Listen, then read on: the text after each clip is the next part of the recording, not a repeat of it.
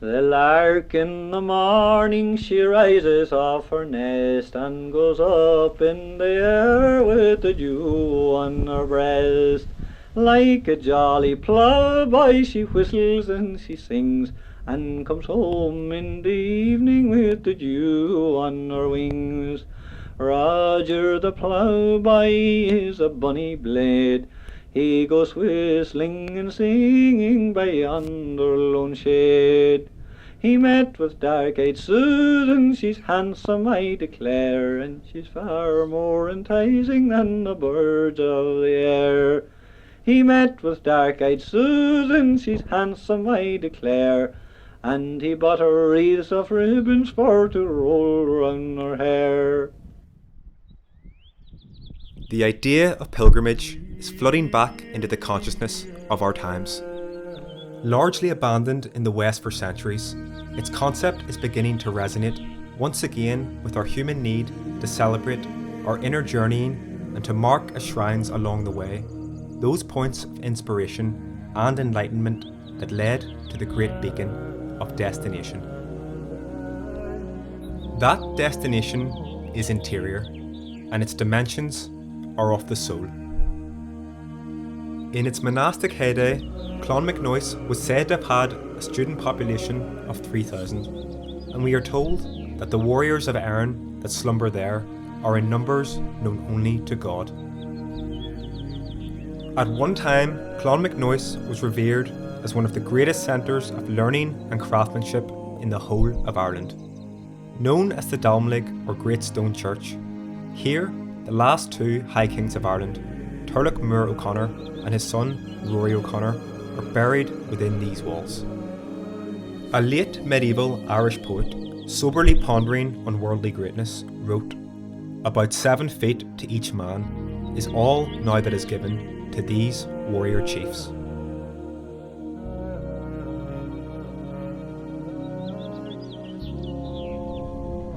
It is now generally accepted that these magnificent high crosses would have been decorated richly in bright, vivid colours. One can only imagine the sheer majesty of setting eyes for the first time on one of these ancient monuments. These incredible, large, freestanding stone crosses probably derive from a pre-Celtic civilization in which individual freestanding stones and stone alignments were a feature. Between the 7th and 12th century, under the influence of Christian artists, the standing stone tradition transmuted to stone crosses that gained a place of significance in Irish iconography.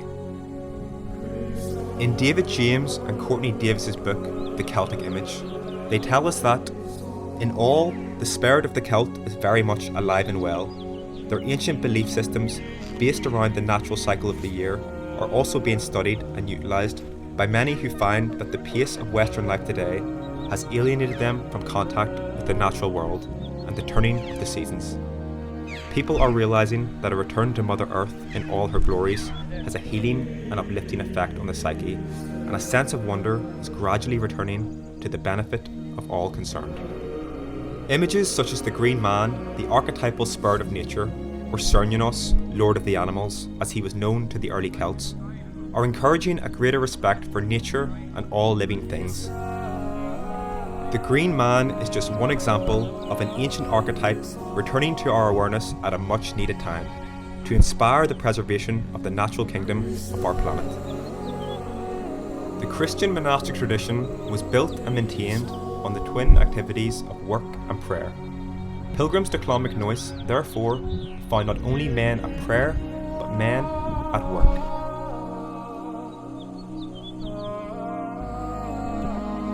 In John J. O'Riordan's Clonmacnoise of Kieran, he says, according to tradition, it was at or near this spot St. Kieran died, and it was here, in the northeastern corner of the Eglish Beg, that his body was laid to rest. It is the epicentre of holiness in Clonmacnoise, and still exudes the strongest energy in the entire site. The original church would have been of wood, probably oak, and later rebuilt in stone. It is from this site that one of the greatest examples of craftsmanship was forged. The Clonmacnoise crozier was used as a symbol for power for the bishops and abbots for hundreds of years, and echoes a more ancient symbolic time of the shepherd's crook from the Bible and the druid staff from earlier times.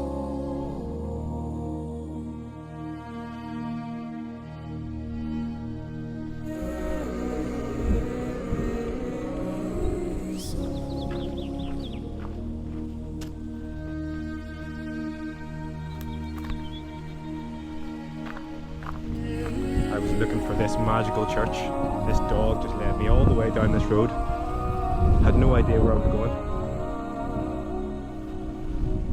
Good doggy. Good doggy. Show me where to go.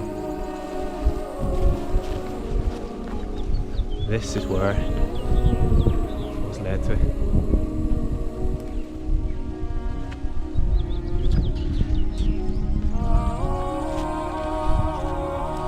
Spirit guides.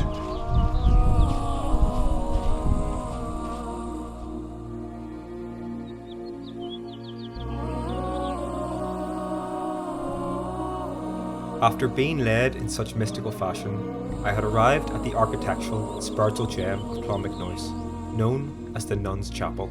Here, feelings of awe and magnificence ring out through the body as you approach the entrance of this finely carved and detailed west doorway.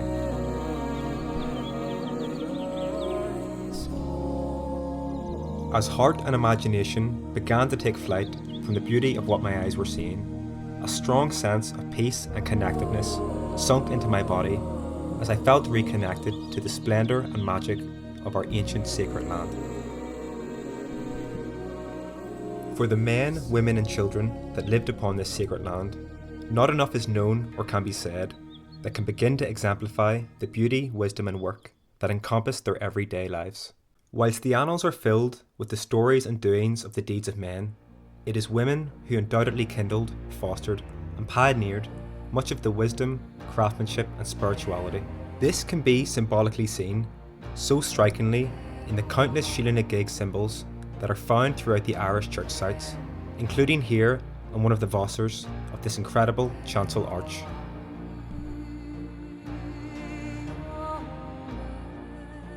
The chapel is of the late 12th century and probably occupies the site of an earlier church, because a community of nuns are known to have been here for at least a century and a half previously. The building costs of the Nuns' Chapel were met by Dervorgla, wife of Tiernan O'Rourke, King of North Connacht. At this site, located to the east of the graveyard, are traces of an 11th century causeway leading to the garden of the abbess and here to the Nuns' Chapel.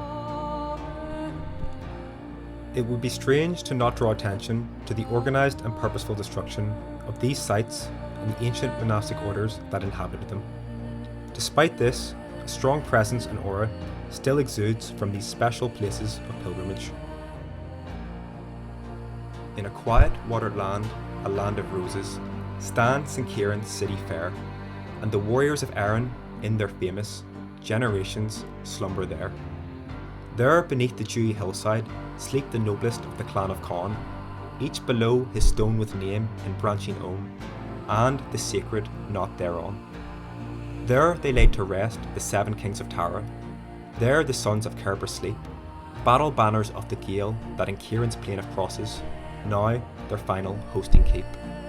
And in Clonmacnoise they laid the men of Tefla, and right many a lord of Bray, deep the sod above Clan Creed and Clan Connell, kind in hall and fierce in fray.